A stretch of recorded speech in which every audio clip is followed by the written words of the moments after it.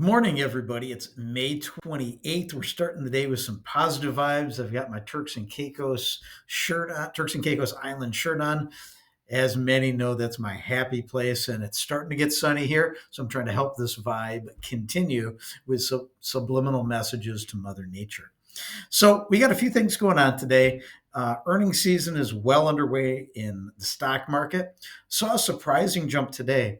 Abercrombie and Fitch, a clothing retailer that most of those have all been hit pretty hard, is up. The stock price jumped 26% this morning on higher than expected earnings per share. Definitely was a surprise, and that's helped Wall Street. Now, the big 900-pound gorilla, Nvidia, is going to report earnings after hours today. That's going to be a very important one because they have to walk this tightrope between domestic and international, with sanctions, with tariffs, with security concerns with their chips with China and other places, and how the current administration views all that. And they're potentially changing directions of tariffs and things apply to them. So it's definitely a tightrope they've been walking. But man, their stock is up 40% from its lows of about 10 weeks ago. It's sitting at about 135, and it dropped down to about 106 about 6 weeks ago. So interesting stock to follow there. Now, on a different note, we had Secretary Bessent make some comments that were very interesting and long-term positive potentially for the bond market. One of the things he's been talking about is bank deregulation.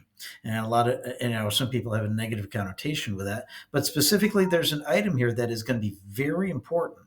He's talking about lowering the supplemental leverage ratio for the banks in regards to how many U.S. treasuries they can buy. This is very important because as the government spends more, we have to issue more treasuries to pay for that spending.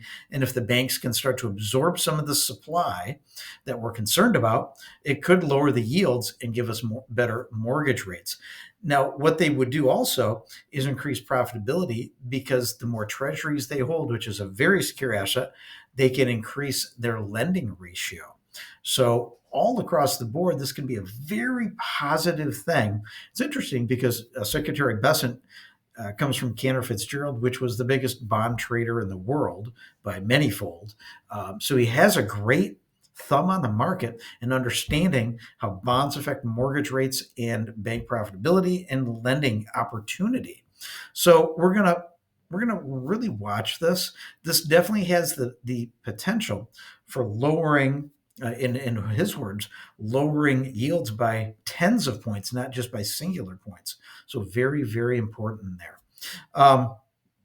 We're also watching mortgage applications.